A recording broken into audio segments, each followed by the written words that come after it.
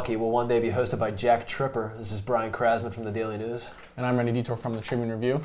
And I'm Tom Combetti, as always. And if you saw Child's Play, the last one that came out, what was it, Bride of Chucky? John Ritter was I think in this that. is a record, like 10 seconds in, we're already not talking about wrestling. Hey, he brought up Jack Tripper, so I have to bring up the fact that John Ritter, I think Chucky killed like 2 minutes into the movie. He Really? Made that, yeah. John Ritter died? He threw a whole bunch of nails into his face or something. Oh, my God. And he gained so much weight, though, it's not even worth mentioning. Just let me reiterate the fact that it's a doll. Yeah. They made 4 movies out. Well, nobody likes our movie show, so let's stick to what people really want to hear. Yeah. Bad jokes about wrestling. Well, Unforgiven was this past weekend, and it was at the Mellon Arena here in Pittsburgh. And true to form for Press Review, none of us were there. We had a chance to be there, but we all saw the show. So, assessments, gentlemen, of the Unforgiven pay-per-view that has just passed. Ooh, can I go first? Absolutely. I'd like to bring up the fact that VH1 ran a really good behind the music on Judas Priest, so I did No, watch did they? Yeah. I missed the replay and I missed half the pay-per-view, but I still saw it the next day. It was and then AC/DC was after that, I think obviously. they did one with Judas Priest. It was really wonderful, but I did catch the pay-per-view, and all in all, very happy with the outcomes of the matches. No run-ins, besides maybe one with Stephanie, obviously, and Jericho Van Dam's match. Clean finishes for a WWF pay-per-view, and the matches actually told a story. Some of them were built up, actually. Imagine that. Pretty good pay-per-view overall. Well, besides the Rock match, which had run-ins with Nick Patrick. God. No. See, good matches. I don't count The Rock in anything in that category. Well, we're going to get to the Rock here in a little bit. But yeah, I'd have to agree. It was pretty much a straightforward WWF pay-per-view, no run-ins. The main event, I thought, was one of the better ones they've had all year. And the first main event, I think, that actually meant something since WrestleMania when Steve Austin beat The Rock and turned heel. Yeah, and it was, I tell you what, they did a really good job really turning Kurt Angle, not that they had to turn him into a hero, but it was almost like the Bret Hart mold of a hero, where they went to his family and they, really just hammered the point home that he's in Pittsburgh, he's an American hero, and he ended up, of course, beating Steve Austin in yet another very good match between those two. And I think Kurt Angle really deserves this title run, and unlike kind of last time where he was sort of side-played, downplayed, I guess would be the word I'm looking for, This is one of those times now that he's the heavyweight champ. You really got to sort of give him the ball, let him run with it. It's his time now. Well, one of the things, too, and I think this is a shame, is the fact that Kurt Angle does have a knee injury, and he does have to have surgery on it. And I spoke with him probably a few months ago when I did a story in the Ticket magazine for the Tribune Review, and he said that he's probably going to have surgery by the end of the year. So I think they're trying to maybe have Kurt Angle run with the title here for a little bit before he has to have surgery. And the other thing he did say, and I wanted to point out, was the fact that he wasn't going to have the surgery until Triple H was ready to come back. Yeah, and it looks like Triple H is sidetracked a little bit now, too, although he was backstage. Well, here's this. I mean, we have Kurt Angle now with the heavyweight title. I would think that there's a possible another rematch with Austin at No Mercy, although I think you can make an argument for Austin Van Dam. Who's next? Who's up next for Van Dam? Who's up next for Angle? It's tough. I mean, if you judge by last night, I'd say probably a Rock Angle feud wouldn't be out of the question. I mean, it's something different. These two have feuded. I know like I said, we're going to get to The Rock and his match with Booker T, but this is something different. These two have feuded for a while in the past. Obviously, Angle being the corny heel that he was, but I mean, maybe this is the title for title match that WWF's been looking for. Totally disagree. Well, I don't like The Rock to begin with anyway. Why not a Christian Angle feud? Just got the Intercontinental title this past Sunday at the pay-per-view. Wants to be taken seriously as a heel. What better way to do than to have him wrestle the world champion? It's a Raw main event that's been hyped for probably the weekend. I would say I wouldn't put Christian versus Angle at a pay-per-view. Why not? Who Who is the second heel in the company right now? Yeah, that's a good point. I don't think he's ready for that spot. I don't disagree with trying to be more aggressive with Christian and get him up there. I just don't think people perceive him as being a serious threat. Well, I don't disagree with that, but the thing is, sometimes you give the guy the ball, he'll drop it or he'll run with it. I mean, you just have to take a chance sometimes. Yeah, my comments always leave everyone breathless. I love it. We're waiting to go black and white. You talk about Edge and Christian. They had their much anticipated match at Unforgiven for the Intercontinental title. One of the things about this match, and I know you guys probably have some opinions on it as well, but I don't think this was the breakout match that either one of these guys expected to have. But I don't think it was bad either. I mean, I think it served a purpose, and I think with a rematch probably for No Mercy. I think it was just the first spark. I thought the match was good, but you could tell that there was more to come. It wasn't like they were trying to get all their energy and everything out in that one match. Probably they'll go again at No Mercy, perhaps a stipulation match. To be honest with you, I was surprised that Christian won the title so quickly. I thought that was a decision. I guess I don't disagree with, but I would have held that off too. We were debating, since Sunday, these past 2 days about the crowd in Pittsburgh being dead actually being pretty good. The crowd was relatively dead throughout most of the card, obviously for Angle and for The Rock for some unknown reason. But they did pop in the spots in the Christian Edge match when they should have. The point is, Edge, I think you brought this up, Rennie, nobody really takes him as a serious face yet. I mean, he just turned. He's kind of the sympathetic face. Hasn't really had any matches since he did turn face. People still perceive him as that goofball heel, I would say. Maybe Christian in a part, too. That's a good point that you bring up, and it's one that we should probably address. Why, for some reason, if you watch some of the mid-card matches, and I realized that the WWF was kind of in a difficult situation with Unforgiven. They really didn't have a lot of time to hype undercard matches, but one of the questions that we want to bring up is, why does it seem like the mid-card guys in some of the other matches, the crowd really didn't care too much about them? And I mean, I think that's something that needs to be addressed. Yeah, I think, and I guess we'll get to that next segment, but you are starting to see some mid-card characters break out a little bit, like the Hurricane and guys like that. But my point is, why for a Rhino Tajiri match where you would think the crowd would be into, we're completely dead. So it's worth talking about. Definitely. Yeah. We should mention before we go to the break that Jim DeBruzo is not with us this week. I think we let them figure that out for themselves. He actually may show up. We don't know. Jim's sort of a wild card. He's I thought you were going to say a wild guy. He's a wild and crazy guy. We're going to come back with more Unforgiven right after this. Brought up the question of why are WWF mid-card wrestlers not being perceived very well by fans for whatever reasons. And one of the theories that I thought of, and there's probably a lot of them, but I think the WWF's really cut back on a lot of the mic time that they give their mid-card wrestlers. I mean, I'll look at somebody like Rhino, for example. Here's a guy who interplayed with Edge and Christian a lot, and now he rarely says a word. And I think last Monday on Raw, they kind of got back to that with letting Canyon talk a little bit. So I think if they move towards that a little bit more, maybe there won't be such dead crowd silence during mid-card matches. Yeah, I agree with your point. I think, just to add to that point, I also think it's just consistency. I mean, I think an example of that is X-Pac. You know, X-Pac for like the longest time was getting light heavyweight. He was defending the light heavyweight title every week, and we were starting to say on this show, hey, they're finally, coming around. And then you don't see him for a month, and then you see him last night, and it's like, I think that what they needed to do, especially if they're eventually going to split these two promotions apart, like Jim Ross insists they want to do, is decide what your core of talent is going to be and stop pushing Lance Storm this month and Canyon this month and a Hurricane this month. Push them all at once and give them programs that they can do something with so that people can get used to their characters. Well, here's another, maybe a simpler reason, and I'll cite the Rhino Tajiri match from the pay-per-view as an example. Maybe the crowd just doesn't know who to cheer for. I mean, Rhino's over for the most part, not that they're doing anything with him. Tajiri's over. They're both over as faces in my eyes, even though Rhino is with the Alliance. Maybe the crowd just doesn't know who to cheer for. It's split, and they don't cheer for anybody. Well, it's an old reason. To draw on that point a little bit and to kind of go away from it is the fact that a lot of these matches, and we're pointing at Unforgiven, but you can kind of look back in the last month or so and see, pretty much any mid-card match. But, one of the things is there's no real stories behind it. I mean, if you look at Rhino versus Tajiri, the only story was that he gored him on the Raw before the pay-per-view. During the commercial break of all places. Right. Exactly. One of the times WWF brought us back from commercial and showed us something that we needed to see. Yeah. And then you look at a match like Raven versus Saturn, which I guess had a storyline if you consider that mop angle one, and the crowd still didn't care. But I think that goes back on the fact that the mop gimmick this match was about a month and a half too late for that mop gimmick. Yeah, and the fact that neither Raven or Saturn are currently interesting or over characters right now. I mean, there's just nothing going on with those two guys, and that's the part, and that's the problem with throwing a match out there like that. And I'll give those guys credit. The first couple minutes of that match were pretty good. But they both tried. I mean, you can't say that they didn't. I don't know if they both tried. Saturn did try throughout the majority of the match, I would say. Raven, I don't know what happened to Raven. Maybe he took his shirt off and he lost all his wrestling ability, but... Well, he actually looks like he's in in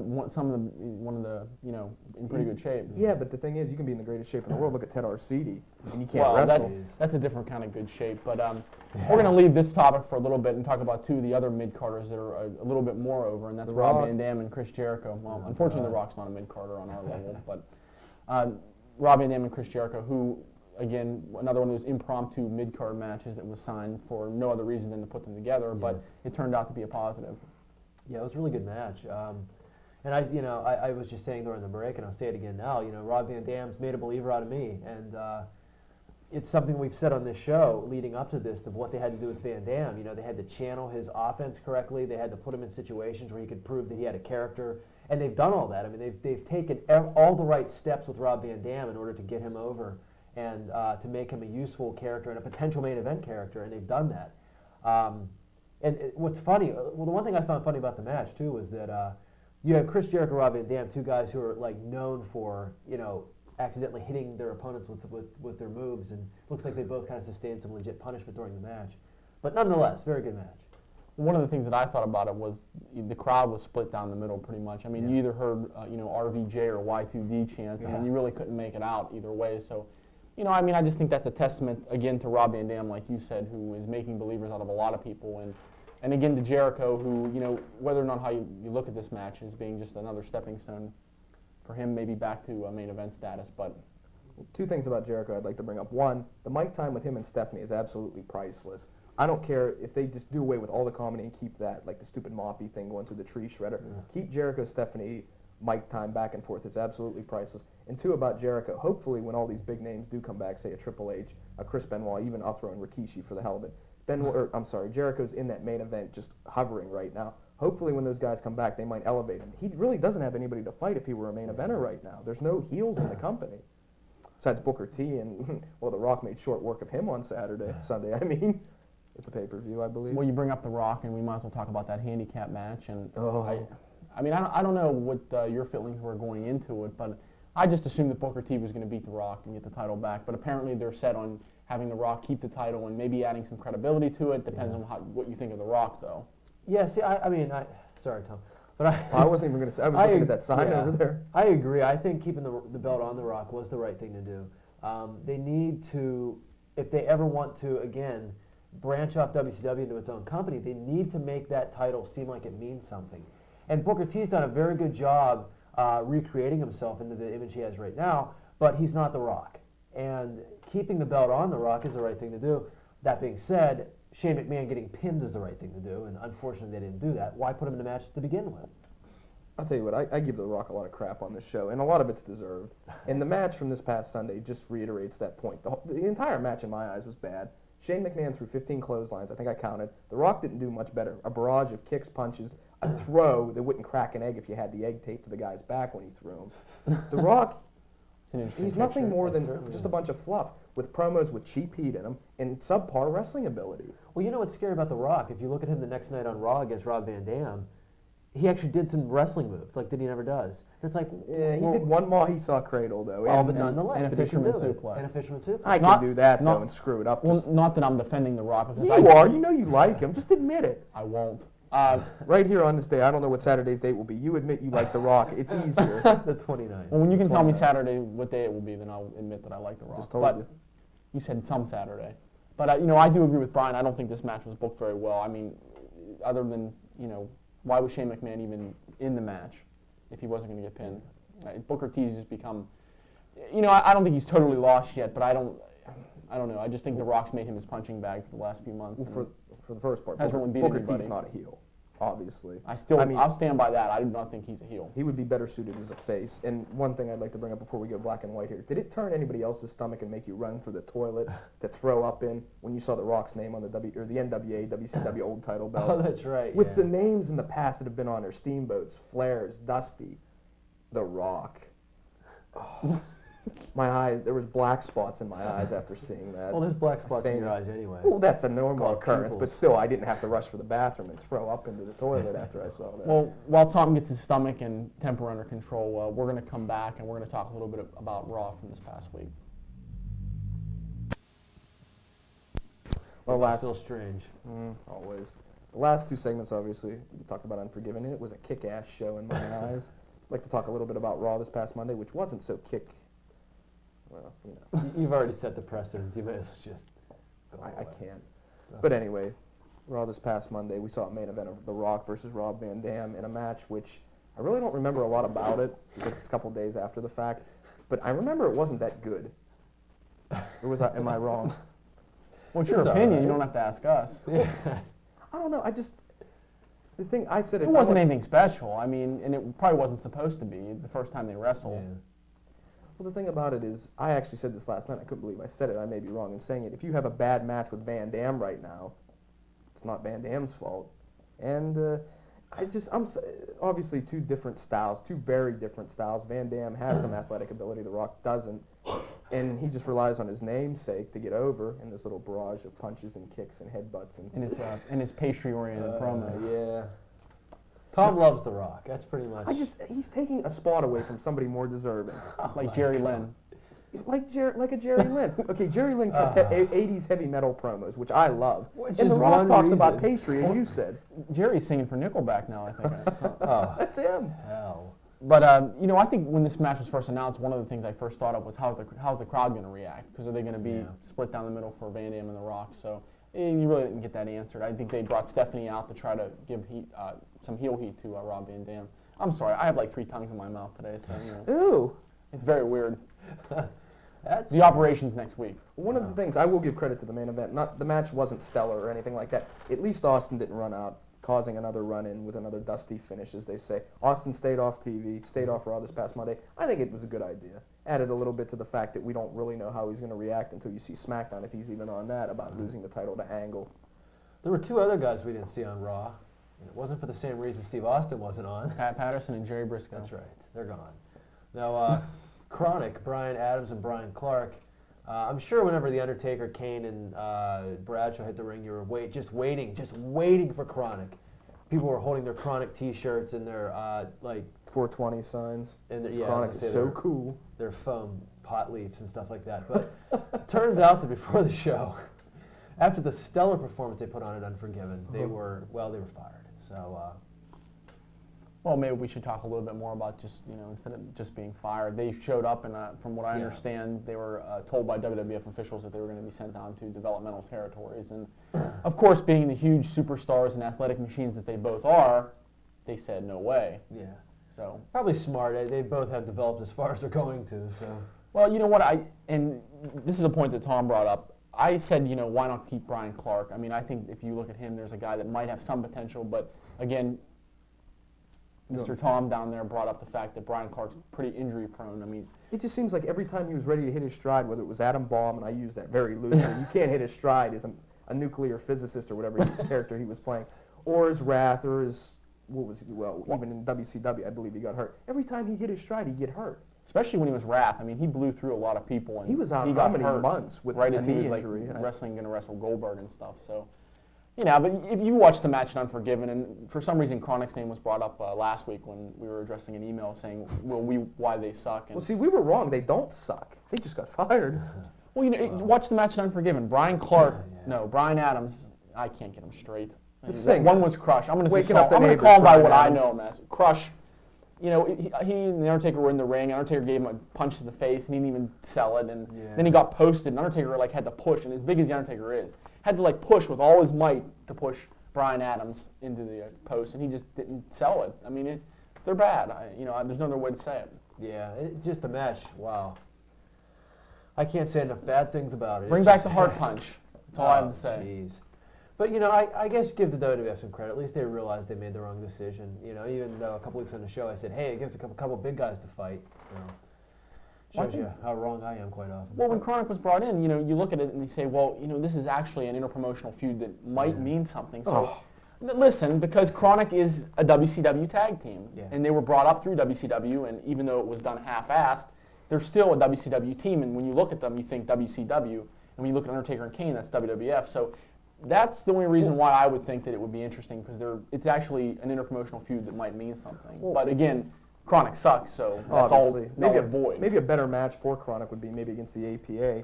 And we compared and contrast last week the APA. I think it was last week anyway, the APA and Chronic. The APA's characters are great, obviously. Yeah. Chronic doesn't have any characters, never had, never will after this. And the fact that at least Bradshaw and Farouk try. I mean, they will mess people up, obviously. His Public Enemy is perfect reference to that in late '98. But the thing is, Chronic relied on their gimmick, bottom line. And it wasn't so much WCW screwing up their push, I believe. I don't think they had it. Well, no, they just went through everybody, and that's how WCW pushed people when they got desperate. And not the Goldberg thing was desperation, but again, you watch Chronic's push in WCW, they just went through everybody, and that's easy. Anybody can do that. Anybody can book that.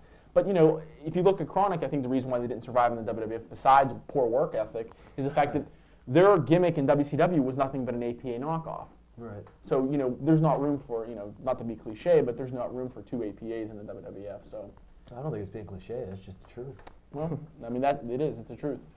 It's just a shame there's not another guy like The Rock in the WWF. There wouldn't be 2 places in the WWF for The Rock. You talk about me liking him. You bring his name up even when we're not talking about him. No, but the thing is, I don't like him. Does anything coming out of my mouth reiterate the fact that I might like him? No. You win. If you have a used Rock T-shirt at home, you don't want it anymore, send it to Tom Combetti, care of Pro Wrestling Review, and we'll give you that. There's those people out there that say, you've never been in the ring. You couldn't do what The Rock does. Well, yeah, I could. I can get in the ring and blow 5 spots, make another guy look real bad. I could do that, but I choose not to. Well, the Rock bashing continues on Pro Wrestling Review. I'm sorry, but we're going to come back. Done. Are you done?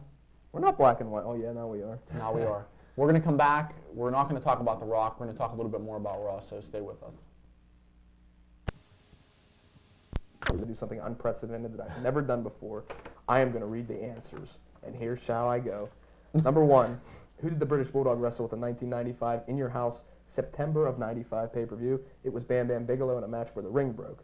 Question number 2, Bash at the Beach's main event in 1996 was Sting, Luger, Randy Savage against Scott Hall, Kevin Nash, and the mystery partner was Terry Bollea. You may know him as Hulk Hogan. Question 3, name at least 3 AAA wrestlers that competed in 1997 Royal Rumble. Well, a couple of them were asleep during the Rumble match, so we took anybody. Mil Mascaras, Cibernetico, and Piroth Jr. For a junior, he was real fat and overweight and out of shape. Anyway, question number 4, the question on last week's show. The 4 teams at SummerSlam 96 were, and this is a barn burner, the Smoking Guns, and believe it or not, they were the champions, the New Rockers, Skip and Zip, and Henry and Phineas Godwin, betterly known as Hog and Pig. And if you watch that pay-per-view, shame on you. Brian Tell, the lucky person, Joe Mintis, I apologize if I'm saying that wrong, from Pittsburgh, what he has won this week for answering all the questions in such great style. Well, Joe, unfortunately you did get all the questions correctly, but in your case you will win a pizza from the Original Pizza Works with 1 topping, an order of chicken wings, and a 2-liter bottle of carbonated beverage from Original Pizza Works in Javosburg. The pizza's excellent. I can attest to it, so, congratulations. You're a great spokesman for them. I just wanted to point that out to you while we were on the air. I think maybe I'll stop by one day and they'll give me a free pie or something. I think so, or maybe a 2-liter bottle of whatever. Yeah. But I'm going to fill in for Jim this week since he's on assignment somewhere. The question on this week's show is, who did Triple H wrestle at the 1995 SummerSlam, which was held at the Pittsburgh Civic Arena? Mm-hmm. Wait, you might want to point out that it was Hunter Hearst Helmsley, not Triple H. Right, for all you people out there that said, no, it was Hunter Hearst Helmsley, fine. I'll read it again with the right name. Who did Hunter Hearst Helmsley wrestle at the 1995 SummerSlam? And for bonus, name 1 person that actually cared about the match. Right, well, yeah, that's a bonus question. Answer the 3 questions on the website. Answer this one from the show. It's prowrestlingreview@lycos.com. Name and address. You know everything else. So please send us some entries, and we're waiting to hear from you. Not too specific, please. We don't like that. So good luck, and send the answers in where Rennie said. That's a bad English accent. Man, I'm overwhelmed. We were talking about Raw and things like that, and Rennie, you had mentioned something we were going to talk about this segment. I did? It's blown my mind now. I don't remember. Angle. Oh, Angle Booker T. Yeah. Let's go with that. They fought for the WWF heavyweight title. It was at 9 o'clock, too. No, it was at 10 o'clock. It's close. Well, yeah, you're right. What am I thinking about? It was 9 o'clock Central Time. But now that we got that pesky thing out of the way. Yeah. Well, we're bogged down, so Tom, take it. Always. I'd just like to say, did anyone believe in their right mind that Booker T was actually going to defeat Angle? Coming off the loss from The Rock the night before. And this isn't my soapbox here, complain about The Rock, but the fact Booker T's been buried in this feud with The Rock. Yeah. Did anyone actually believe that he could pull it out and win the WWF World title against Angle this past Monday? I think Booker T's been buried in general. And I don't think you could have Booker T versus Angle and actually think that Booker T was going to win it. Not after the way they celebrated Angle's win the night before. But, again, maybe they have some grand scheme of things for Booker T. Maybe they have some big plan for him and how they're going to get him, a big push now. But good luck, because you pretty much had him be The Rock's whipping boy, and we mentioned that before. And, he tapped out clean to Angle. And, there's nothing wrong with losing clean, but Booker T hasn't beaten anybody. There's really no other way to say it.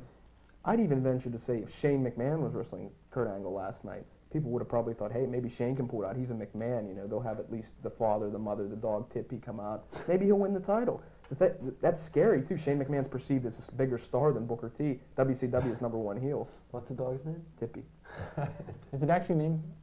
Believe it or not, the dog has better clothes than I do. That's incredible. Wow. $1 billion puppy. Don't That's a cat. Don't joke, but yeah. Don't joke, that'll be the newest character on TV since the McMahons have to make themselves the center of attention. Since we brought up that point, I'm going to, do my pre-rant thing here on Stephanie McMahon.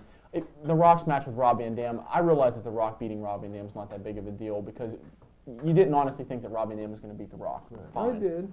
Well, some of us did. But the one thing that I really didn't like was the fact that as soon as Rob Van Dam lost, the tension between The Rock and Van Dam was gone, and it was The Rock versus Stephanie. That was where the tension was at. Why? Is The Rock going to fight Stephanie McMahon? Is that what we're building towards here? And then I think Ross said, who I'm going to give Ross his credit, he was tremendous at the pay-per-view as he always is. And then Ross said something like, The Rock has ruined Stephanie's birthday. I'm like, that's the best you could do. Yeah. There's a guy laying in the ring that could be a great opponent for The Rock, and we're leaning towards Rock versus Stephanie. Well, here's the thing, Come though. on. If you tease tension between The Rock and Van Dam's a big. I'd venture to say he's over as much as The Rock. If you tease that tension between The Rock and Van Dam, Rock may get booed, which I would hope for, but they don't want. So I mean, you have to shift the focus away, even though it is something as stupid as her 25th birthday or whatever, which was completely unaddressed, probably for good reason. So what's with Dallas Page's? I'm glad you brought that up. That was interesting. Motivational speaker gimmick, I guess, is what we're getting out of this one. Yeah, on the Raw report that I did for the Pro Wrestling Review website, I kind of said he was a cross between Tony Robbins? Thank you. Tony Robbins and that guy from Saturday Night Live that made you look in the mirror and talk about how great you were. Jack Handy? Remember? Edward something. I'm not really sure about what his name is. Stuart Smalley. Edward, yeah. I know my SNL, let me tell you. But no, and then I said maybe it's a throwback to the Mr. Wonderful gimmick, where he looks at the mirror and says, "I'm wonderful." And yeah, but he had Gary Spivey to throw in enthusiasm his way. But I don't know where they're going with this, and I just really think Paige is an old deranged man who doesn't really know. I don't think he really knows what he wants to do, and I think he's willing to try anything. Maybe he's a team player, but who knows where this is going. Why not have a feud between Rock, obviously, and Dallas Page? Not this Page right now. If you would have built it properly throughout the past few months, rather than have him stalk Undertaker's wife, not stalk her, then re-stalk her again. Restock. A&P. Do you think maybe it's a case where Diamond Dallas Page is not good enough to be a heel? He's not compelling enough to be a heel? To me, I think your heel has to be like a Triple H heel where you care about what he has to say. There's different levels of heel, though. I agree. But Dallas Page, coming from WCW, being, besides Booker T, the only big WCW star to come over, they've really done absolutely nothing with him and completely screwed him over. Not that we're not all cheering inside, but they're hurting their own business because of it. Yeah, he really didn't. To say he didn't have the upper hand on The Undertaker, he didn't have a hand on The Undertaker. Got his ass beat. Yeah, it was pretty ugly. And unfortunately, that is really what has sidetracked his development. Development at age 48, but nonetheless. Ouch. I just don't see where you go with him from here. I mean, the impact was lost, and when he was revealed as the stalker, fine. That's a good starting point. Yeah. And then him and The Undertaker had like a pull-apart brawl that lasted for 48 minutes on Raw the next week. The Undertaker attacked him. I understand that. The Undertaker goes after him because he's stalking his wife. Fine. But then they started actually like wrestling. Undertaker got him in a chin lock. I'm like, what's going on here? It was like a King of the Ring when they got into that. Are they wrestling or are they not? It was like a street fight, but it really wasn't. And Paige was kind of doing commentary before the match, so I don't know. Here's two really scary thoughts. If WCW were to become its own company right now, Paige would be considered one of their top heels, and they've done absolutely nothing with him. His character hasn't been advanced. It's regressed, as a matter of fact. So he's lost at that right there. And two, as scary as the vignette was this past Monday on Raw, just think if Paige was behind the whole thing, like actually coming up with the words, writing it. This sounds good. I'm going to write this down and say this. That in itself is very scary. I got him now. In addition to having his teeth capped, he really doesn't have much talent. So Tommy's 61 years old. He bangs his own teeth. This reminds me of Owen Hart at King of the Ring. What was it, 94? Oh, the commentary He was calling priceless. Jake Roberts 62 years old. And 80 or 90 years old. Owen Hart. I miss Jake Roberts. He's still alive. Why don't you take us out here, Brian, before we start ripping into people we shouldn't we better be. do that. We're going to come on back and we're going to talk about a mystery topic, and that's coming up next. We don't have the tallies up right now. We don't have that capability to show the actual pie chart of which you fans voted for. We had three choices. One was the color of the tripod that the camera's sitting on. The second one was why is this chair sitting over here? And the third one is what happened to the rest of our backdrop? But out of all those choices, we're going to go off on a little tangent here and talk about our mystery segment, which is the events in fall of 1995, fall-winter of 95 in pro wrestling. And they were some doozies, to say the very least. Let's just do that the whole You're like segment. the sound effect guy. Oh, man. There was some bad stuff in 1995. I think Savio Vega was main eventing in the WWF. That's what I remember most, coming off of his King of the Ring finals appearance, I guess you could say, when he was squashed by King Fatass. You know what was really sick was that, okay, and I know this is sort of summer '95, so when he won the King of the Ring, we're all sitting around my house. Jim actually was one of the people sitting around my house. Cheering, I'm sure. No, well, after Savio Vega won, we're sitting here just trying to make excuses. We're like, well, you know what? At least they didn't give us the ending we thought we were going to. They gave us something we didn't expect. 15 minutes later, we're like, you know what? No, I'm sorry. That doesn't wash. That stunk. We tried. Oh. There's that sound again. Oh.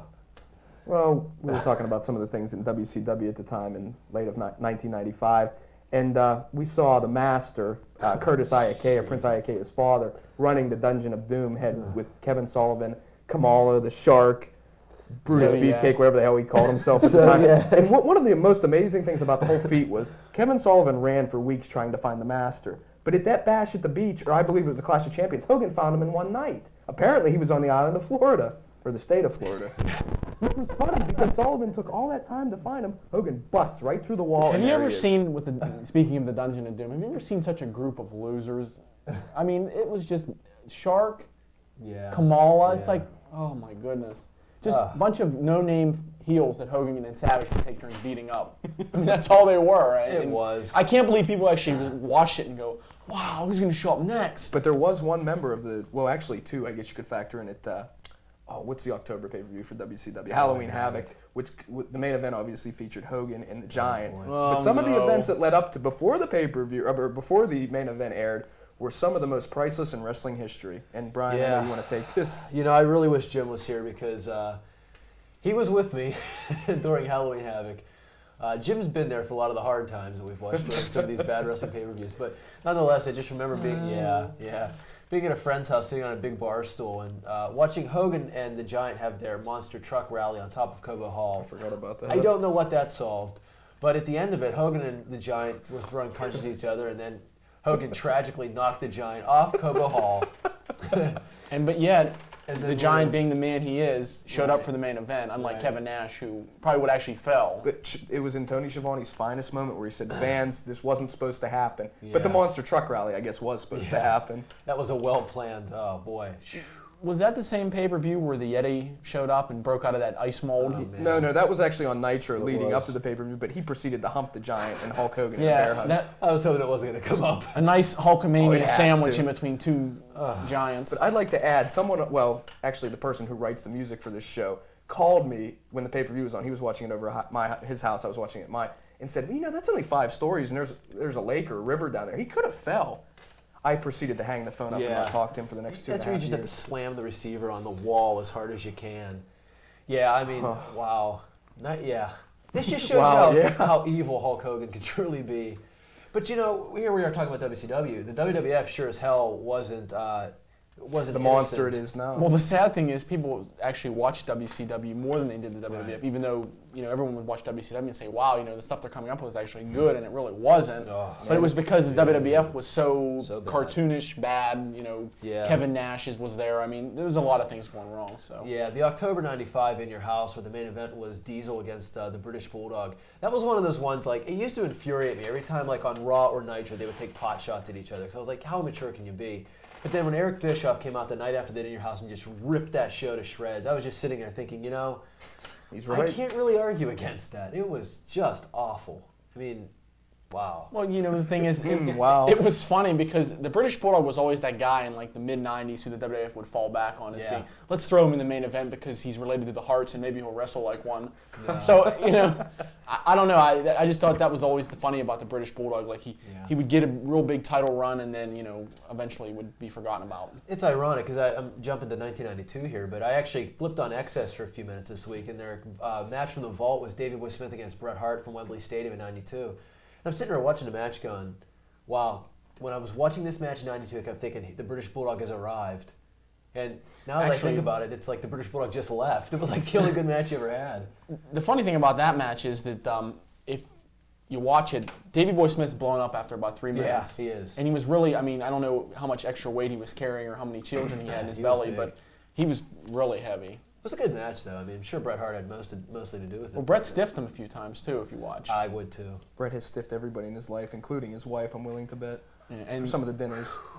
I was going to say something, but I'm going to... Maybe close out the segment. We don't want you fans out there to think we're all negative. Was this the same 1995 with December's in Your House where we got a really good Bret Hart British Bulldog match? Yeah, actually, you're where right. Bret bred like a stuffed pig throughout the match, and probably one of the best matches of the year at the time. And we also saw the Arkansas Hog Pen match. Like I said, we don't want to be negative. Another classic. Negative? I just mentioned it. I Who did loved Mabel it. wrestle with that pay-per-view? You know, in hindsight, doesn't Same. really matter. No. Yeah. All I remember is The Undertaker had a mask on. For some strange Santa reason. Claus was the number 2 heel. Oh boy. And wasn't 95? I realized He stared at me with disdain. I realize we're going to get to a break here. But was 95 WrestleMania? Which WrestleMania? 11. That was LT? 11. So there you go.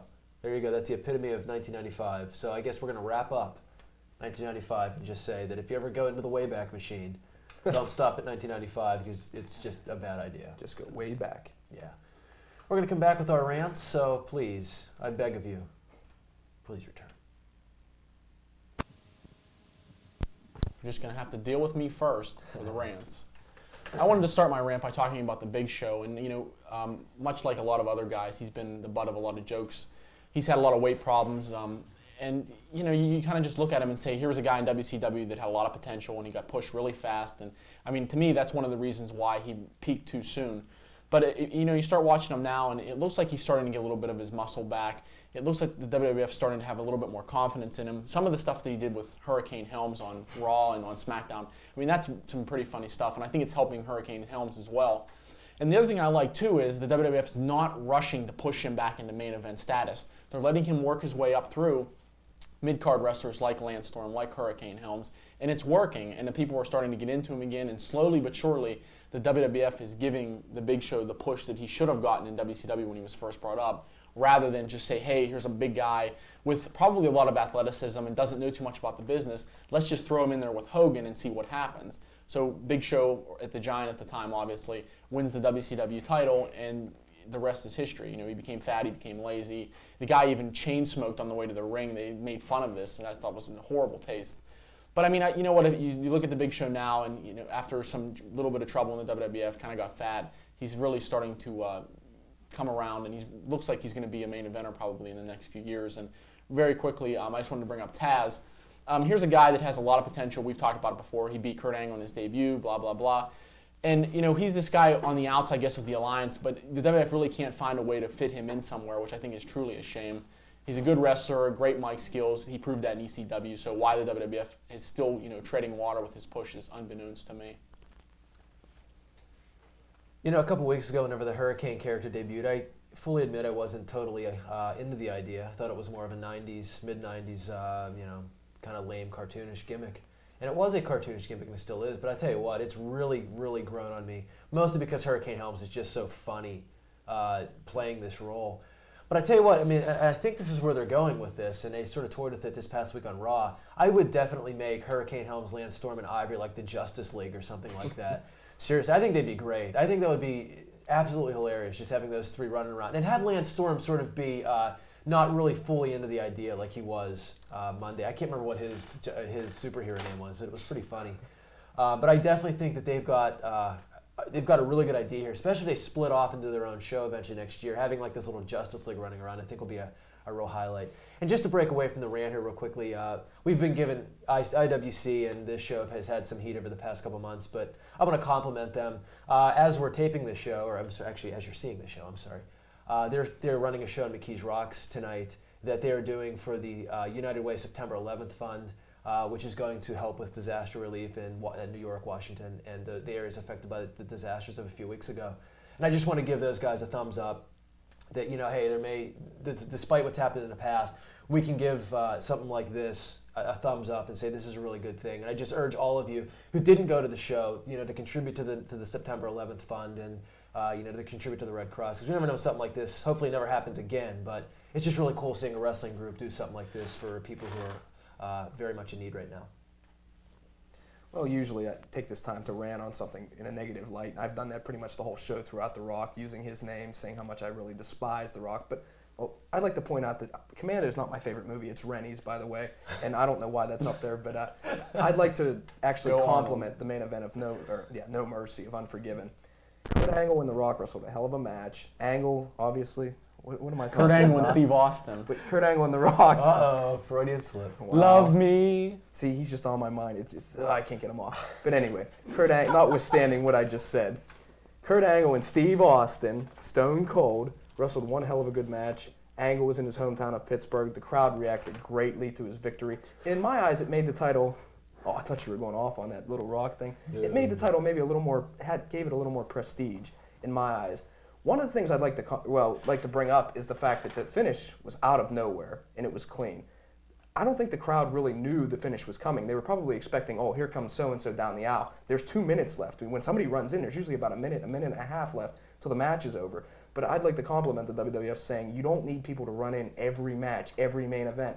Give the title a little more prestige. Have the guys win cleanly. Have them shake hands afterwards. And I realize Austin's character, you probably couldn't have him shake Angle's hand, but sometimes wrestlers, they just break character. It's a special moment, and I like to see those moments. We saw it on the last edition of Nitro. It's probably the last time I ever saw it. Sting and Flair, the last match they'll probably ever wrestle against each other in the company on its last day. They shook hands. They're professionals. They're wrestlers. And we will obviously probably, I'll venture to say, won't see that in the WWF anytime soon. But my thing to the WWF, I know they don't watch, but I'm going to say it anyway. Just stick with actual wrestling. Get fans attuned to that again, and then work your way back maybe into a little bit of comedy, a little bit of this, and a little bit of that. But just get the fans accustomed to good-fashioned wrestling again. Good old-fashioned it would be. Well, I don't know. They might watch us. Remember I ranted last week about moments ago, and there wasn't any of those on Raw. So, Sure. And to draw on your point, I can't believe quick, I said the fact that Kurt Angle wrestled The Rock. you love The Rock. Shut the hell up. If you want to read my column, you can pick it up on the newsstands tomorrow, or you can read it on the web. It's www.triblive.com/sports. I want to see Lance Storm in the red Flash outfit, by the way. Oh, God. My column's called Sharpshooter. You can read it in the Daily News, pick it up on newsstands all over the place right now, or check it out on the internet, www.dailynewsmckeysport.com, columnists section. And if you want some entertainment, besides watching the show, which is very entertaining, I might add, check out our website, www.prowrestlingreview.com/rock. Well, I don't know about that last part, but I will repeat the question as soon as I get done with this. Check out our commentary, check out the trivia, check out everything on there. And for you trivia buffs out there and you people trying to win the free pie, let me reiterate question number 4, which was, who did Triple H, better known as Hunter Hearst Helmsley at the time, wrestle at the 1995 SummerSlam in Pittsburgh? And for bonus, like I said earlier in the trivia, name one person that gave a damn. So answer that question, the 3 on the website, which we promised to update. Send those to, well, you'll find the place right on the website. It's all right there for you. All you have to do is know it. So, I did my part. Well, get us out of here. Oh, that's right, I do that. Yeah, get us out. Well, for me, for Brian, for Rennie, and for Jim, who we will see next week, I'm willing to say, this is the Pro Wrestling Review saying take care and be good to each other.